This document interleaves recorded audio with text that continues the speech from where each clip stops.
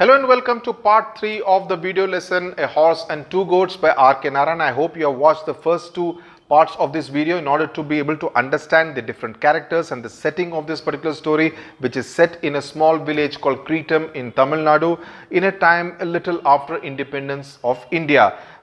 Now what we know is that the American tourist wants to buy for 100 rupees the horse statue and take it back to his home in the USA by ship. Muni, of course, is the person who does not own the horse statue. He in fact does not even know that he is being asked for the horse statue as though it belongs to him. So we have come to the last part of the story, after which we will be going in for a detailed explanation of the different themes and looking closely at the characters in this particular story. So let's finish off with the reading of the story, explaining the key words in this particular story. At this stage, the mutual mystification meaning confusion, was complete, and there was no need even to carry on a guessing game at the meaning of words, because all along we have seen there has been complete confusion. The American tourist not knowing what Muni was saying, and Muni completely at sea about what the American tourist was saying, who is, as we know by now, is a coffee trader who works in New York.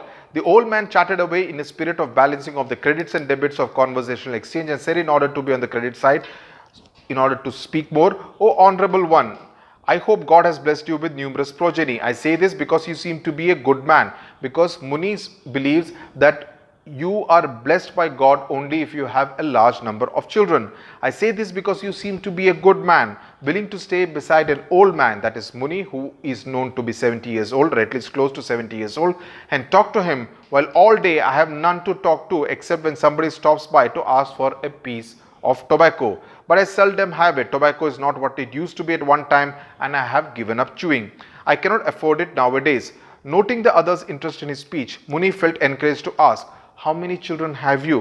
With appropriate gestures with his hands, realizing that a question was being asked, the red man replied, "I said 100.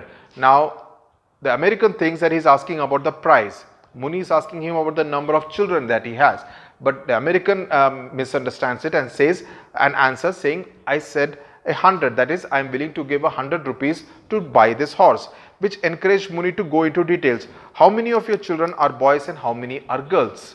He obviously doesn't understand because he listens to the word 100. "Where are they? Is your daughter married? Is it difficult to find a son-in-law in your country too?" So Muni obviously seeing things from his perspective, that it is difficult to find a son-in-law in India, in rural India, and he thinks that even in that part of the world, in the USA, from wherever this person has come from, it would be as difficult. So he wants to know whether it is difficult to get a son-in-law in his part of the world as well, and he wants to know whether his daughter was married. So very conservative Indian kind of questions being raised by Muni. In answer to these questions, the red man dashed his hand into his pocket and brought forth his wallet in order to take immediate advantage of the bearish trend in the market. He flourished a 100 rupee currency note and said, "Well, this is what I meant." The old man now realized that some financial element was entering their talk. He's completely perplexed, he's completely confused, he's completely ignorant as to why he's taking out the 100 rupee note and flashing it before Muni. He peered closely at the currency note, the like of which he had never seen in his life. He knew the 5 and 10 by their colors, because that's the only currency he knew, because you remember he was under a debt of 5 rupees 25 paise. So that's the level of money that he has handled in his life. He has never seen a 100 rupee currency note. He knew the 5 and 10 by their colors, although always in other people's hands, while his own earning at any time was in copper and nickels. What was this man flourishing the note for? Perhaps asking for change. He laughed to himself at the notion of anyone coming to him for changing 1,000 or a 10,000 rupee note. He said with a grin, "Ask our village headman, who is also a money lender. He can change even 1,00,000 of rupees in gold sovereigns if you prefer it that way. He thinks nobody knows, but dig the floor of his puja room and your head will reel at the sight of the hood." This man disguises him in rags just to mislead the people. So he has never seen anything beyond a 5 or 10 rupee note, so he is not even familiar with a note of 100 rupee value, and he is very he's almost amused by the fact that someone is actually showing it to him, and because he thinks he wants to get change for 100 rupees, and he says that it would be much better if he goes and asks the headman, who is a moneylender who probably lives in that big house, and he uses this opportunity to badmouth and speak ill about this particular headman, because he says that if you dig the floor of his puja room, you will be surprised to see the amount of wealth that he has hoarded below the floor of the house. Talk to the headman yourself, because he does not like me. Someone took away his pumpkins with the creeper, the pumpkins that he had grown around his house, that is the headman, and he for some reason thinks it was me and my goats. That's why I never let my goats to be seen anywhere near his farms. That's another indication that Muni gives about how his flock of sheep has shrunk from 40 to just 2. So it's quite possible that the headman took away some of his goats in order to penalize him, because he thought that it was Muni's goats that had eaten away the creeper of the pumpkin. His eyes traveled to his goats, nosing about, attempting to wrest nutrition from minute greenery peeping out of rock and dry earth. This again gives you a sense of the kind of geographical nature of that place, that it is a dry place, it does not have much vegetation, it does not have much foliage, and the goats are also struggling to eat something, which gives you another idea about how the flock of sheep could have shrunk from 40 to just 2. The foreigner followed his look and decided that it would be a sound policy to show an interest in the old man's pets, because he is now looking at the goats, the Muni. So he thinks that probably it would be better in order to strike the deal and finish off the deal if he showed some indulgence towards the 2 goats. He went up casually to him and stroked their backs with every show of courteous attention. Now the truth dawned on the old man. His dream of a lifetime was about to be realized. He understood that the red man was actually making an offer for the 2 goats. He had reared them in the hope of selling them one day, and with the capital opening a small shop on this very spot. So he wanted to sell off the 2 goats. Yet another indication that he may have sold off the 38 goats. We do not know. RK Narayan doesn't say it clearly. He's only dropping hints, and it is for the reader to interpret that these could have been the possible reasons how the once prosperous Muni, a flock of sheep, had shrunk from 40 goats to just 2 goats. So he now wants to sell the 2 goats, and he thinks that the red man, the American, is actually making an offer of 100 rupees for the 2 goats. Sitting here watching towards the hills, he had often dreamt of how he would put up a thatched roof here, spread a gunny sack out on the ground, and display on it fried nuts, colored sweets, and green coconut for the thirsty and famished wayfarers, as in travelers on the highway, which was sometimes very busy. The animals were not prize ones for a cattle show, but he had spent his occasional savings to provide them some fancy diet now and then, and they did not look too bad. While he was reflecting thus, the old man shook his hand and left on his palm 100 rupees in 10s now, that is 10 rupee notes. Suddenly realizing that this was what the old man was asking. It's all for you, and you may share it if you have a partner. The old man pointed at the station wagon and asked, "Are you carrying them off in that? Are you carrying off the goats in the station, in the vehicle that he has?" "Yes, of course," said the other, understanding the transportation part of it, because he was gesticulating, so he understood that he was talking about the vehicle. The old man said, "This will be their first ride in a motor car. Carry them off only after I get out of sight. Otherwise, they will never follow you, but only me, even if I am traveling on the path to Yamaloka." Yet another reference to mythology. He says that you should take the goats only after I have gone from here. Otherwise, they will not follow you. They will follow me even if I am traveling in order to meet the god of death, that is Yama. He laughed at his own joke, brought his palms together in a salute, that is doing a namaste, turned round and went off, and was soon out of sight beyond a clump of thicket as in bushes. The red man looked at the goats grazing peacefully, perched on the pedestal of the horse, as the westernly sun touched off the ancient faded colors of the statue with a fresh splendor. He ruminated. He must be gone to fetch some help, I suppose, and settled down to wait. Now he doesn't understand that he has gone for good. He thinks that he has gone to get him some help in order to break the statue from the pedestal and put it on his vehicle. When a truck came downhill, he stopped it and got the help of a couple of men to detach the horse from its pedestal and place it in its station wagon. He gave them 5 rupees each, and for a further payment, they siphoned off gas from the truck and helped him to start his engine. Because remember, right at the beginning, he was looking for fuel for his vehicle. Muni hurried homeward with the cash securely tucked away at his waist in his dhoti. He shut the street door and stole up softly to his wife as she squatted below the lit oven, wondering if by a miracle food would drop from the sky. So obviously she had not managed to get food, anything to prepare a good dinner for him. Muni displayed his fortune for the day. She snatched the notes from him, counted them by the glow of the fire, and cried. Snatched kind of conveys a particular character of his wife, that she is a little aggressive, more aggressive than Muni. 100 rupees, how did you come by it? Have you been stealing? So she immediately suspects that he has stolen the 100 rupees, because there is no other way Muni could have had his hands on such a large amount. I have sold our goats to a red-faced man. He was absolutely crazy to have them, gave me all this money and carried them off in his motor car. Hardly had those words left his lips when they heard bleating outside. She opened the doors and saw the two goats at her door. So they had obviously found their way to the last house on the 4th street of the village, and they had come back home. Here they are, she said. What is the meaning of all this? He muttered a great curse, because she says the goats are here. So what have you sold off, and how did you get this 100 rupees? She muttered a great curse and seized one of the goats by its ears and shouted, "Where is that man? Don't you know you are his? Why did you come back?" The goat only wriggled in his grip. He asked the same question of the other two. So it's almost as though he's having a conversation with the goats and asking them why have they come back and why haven't they gone with the red man. The goat shook itself off. His wife glared at him and declared, "If you have thief, the police will come tonight and break your bones. Don't involve me. I will go away to my parents." So she says, I don't want to have anything if the police come looking for you and look for this 100 rupees that you have got without having sold off these goats. So the story ends there. So the Muni has managed to get 100 rupees without actually selling anything.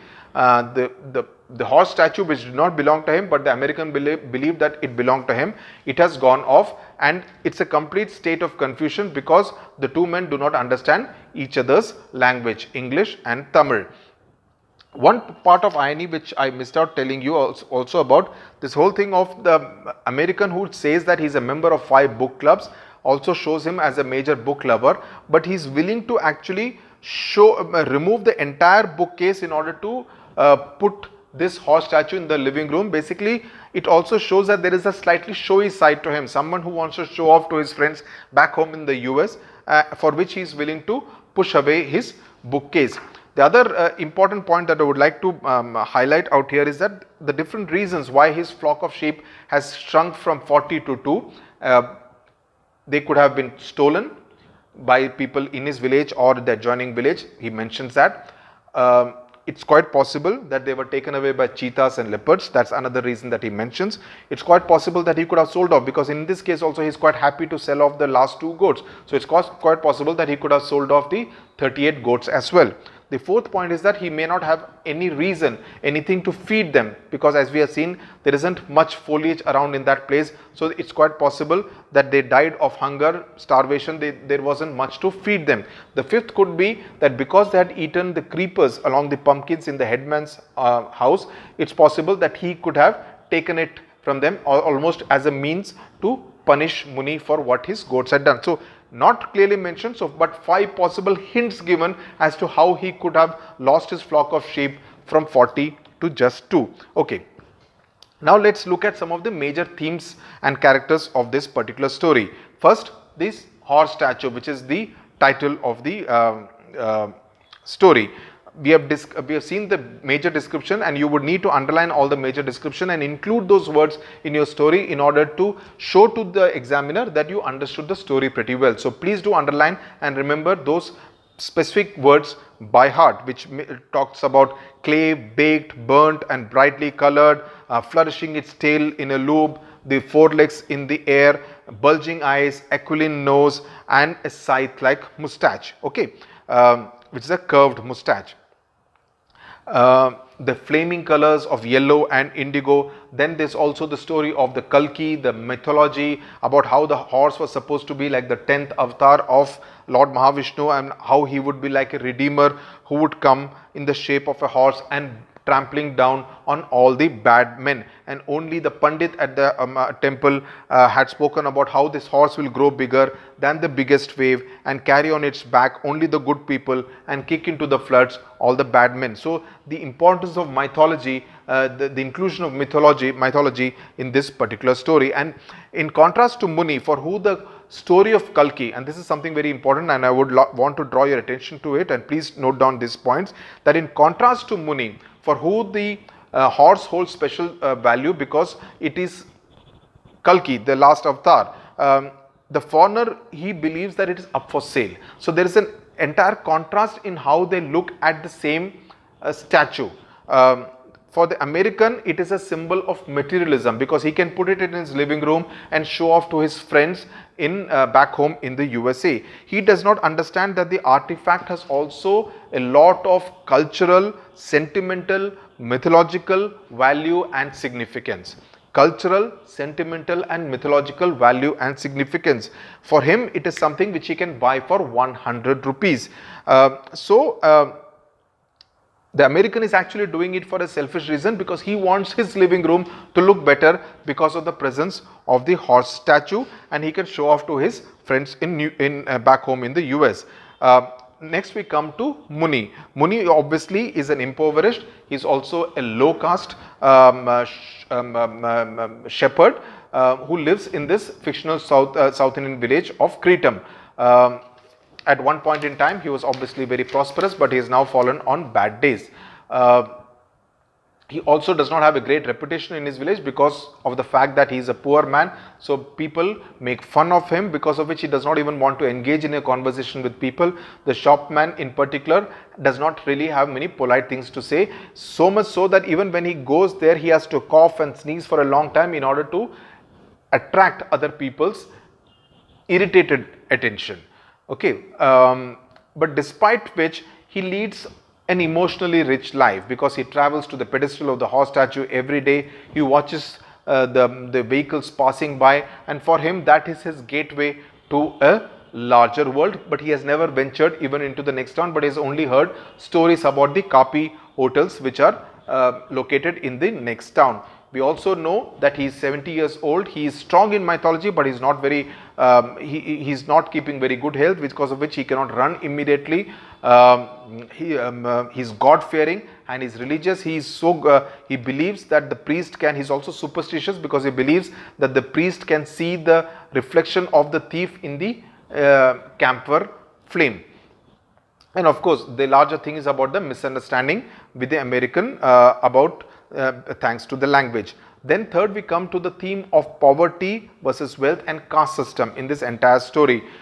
He talks about how only Brahmins went to school, so it's a reflection on the prevalence of the caste system, about how he had to work in the fields, and that's why he does not know the language English, which many other people from a higher caste know.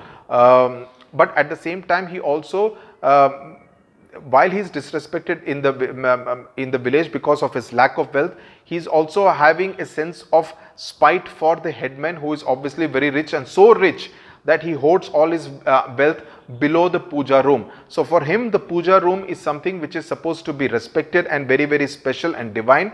But he says that the headman is someone who hoards all his wealth below the puja room, does all the illegal things, something which should not be done below the puja room. So it also kind of tells you more about Muni and about his belief in God. And of course, we know about his poverty, the fact that he has to chew on drumstick leaves, and he cannot have the sauce, the gravy for the drumstick which his wife can prepare for him, because he does not have the money to buy it from the shopkeeper. What about the American? We have gone through it, that he is a coffee trader, not a millionaire. He is a well-to-do person, but obviously not as well-to-do as he thinks Muni takes him for. He represents American culture and a sense of neo-colonialism, because he believes that you can actually buy off things. That you can actually, with money, you can buy off anything, even something which is of sentimental value to a Muni and to people in the village, even though they do not appreciate it. But for Muni, it's a symbol of mythology, it's a symbol of a representation of God in some way. But he believes that it is something which can be bought off for 100 rupees. He also mistakenly assumes that Muni is actually a salesperson who is trying to sell the statue to a Westerner. So that whole concept of money can buy everything is very deeply ingrained in the American coffee trader. So it also shows us that it is a slightly capitalist view of society, of Indian society, that he believes that everybody should be able to speak English, that everybody, he comes to a small village and expects to find a gas station out there, and he believes that for 100 rupees he can buy something which he does not realize has immense religious and mythological and spiritual value for the people of Kritam, or at least Muni in this particular case. So it's a slightly blinkered, a very narrow view of the world, and an inability to appreciate another's perspective. That's what we know about the American. He thinks everyone is actually making, Muni is actually making a sales pitch without realizing that he may be saying something totally different, because obviously he does not understand the Tamil language. But at the same time, the fact that he is able to appreciate the beauty of the language shows that he has some kind of understanding of the kind of nuances of the beauty of the language, about the sound of the Tamil language. Kritam, what is the significance of Kritam? As I said, it's one of the 700,000 villages in India, the tiniest microscopic dot. We have spoken about it in great detail. In fact, it's very ironic, because when India was a colony of Great Britain, it used to be called a jewel in the crown, and here RK Narayan has rather ironically called the village as Kritam, which in Tamil means crown. Muni's wife, she is childless. She is not named in the story. Her name is not given. She has to work every day to make 2 ends meet, and to ensure that Muni can have some kind of a decent dinner when he comes back after work. She does odd jobs at different houses in the village, but she wields great power over the husband, as we see even during the ending of the story, that she says that if the police come looking for you, I am going back to my parents' house, I am not going to be there. Which is also strange, because her parents also must be much older, given the fact that she is also close to about 68 years old. And she suspects that her husband has been stealing. She does not trust him that he could have made a deal, even though inadvertently. What's the food that Muni eats for breakfast and lunch? And this is some kind of a question that can often come, that it's with millet flour with salt in boiling water. So basically it's complete lack of nutrition, and that may have played a part in the fact that his health is not very good, that he's not able to run, though his age is 70, that he has only 4 teeth left. So his health is not in good condition, and that's also because of the very lack of nutrition food that he is forced to eat because of his poverty. You need to know, make a note of the kind of things that she asks him to get from the shopkeeper. What does the highway denote in the story? And this is something which is very important, the village versus the highway, because the highway is denoting freedom, whereas village is something which is strived, because of which when Muni gets out of the village, he goes with his head bowed down. He feels very suffocated in that tiny village of Kritam with its 4 streets. And when he goes out to the highway, it's almost like he is able to look and connect to a larger world, even though he has never gone on the highway himself. It is kind of his window to a larger world. We have spoken in great detail about the mythological stories. The use of irony is great, and the use of humor thanks to language is another part. Of course, you will need to know the instances about how the conversation between the two becomes humorous, that when he is giving, for instance, when he is giving his visiting card, he mistakes it for an arrest warrant. When he is talking about his children, he says that he talks about the money and he says 100, and he mistakes it that he has 100 children, and he wants to know about the caste system, about how difficult it is, and whether it is difficult to find a son-in-law in the USA or wherever he comes from. So there is a lot of confusion, so you would need to make at least 3-4 pointers about the various stages of confusion in order to illustrate it in your answer. And the language, of course, is a motif in the story. Now, the story was originally published in the year 1960, which means 13 years after independence. So it means that RK Narayan has set it somewhere around that time after independence, around 1960. And the fact that English was not a language which people in rural India spoke at that point in time, and Muni's only knowledge of English is of 2 words, yes and no. But at the same time, the fact that the American finds Muni's Tamil language rather interesting to listen to in terms of the sound of it is a rather interesting observation that RK Narayan makes in the story. How are both Muni and the American similar? Now this is an interesting question which can come, because the American is trying to learn about Indian civilization, but he's still stuck about money and thinks that money can buy everything. Muni also wants to escape the negativity of his village, but he's unable to do so because of the language barrier. So both are unable to do so because of the language barrier. The American is uprooting the horse statue because he does not understand its cultural and spiritual significance. And as far as Muni is concerned, his world cannot go beyond his 2 goats and his drumstick leaves. So everybody is actually operating within their very narrow confines. The American within the narrow confines of his coffee trade and about how money can buy everything, and without understanding the cultural roots of the country that he is traveling to. And Muni's world, which is confined to Kritam and his 2 goats, his wife, and the drumstick tree from where he plucks his drumstick leaves. So we have gone through this very exhaustive explanation of this rather long story, A Horse and 2 Goats. I hope it's very clear. If you have any doubts, please write in the comment section. I would be more than happy to answer them for you. This is an interesting story, and I would think that this time there would definitely be a question from this particular story in class 9 and class 10 examination papers. And if you do, I hope you are able to explain it in great detail, because it's an interesting story with a great degree of detail, and if you are able to read the story about 5 to 6 times, you would be pretty thorough in understanding this particular story. Thank you very much for joining us, and do subscribe to the channel, and as I always say, press on the bell icon to get regular updates. Thank you very much.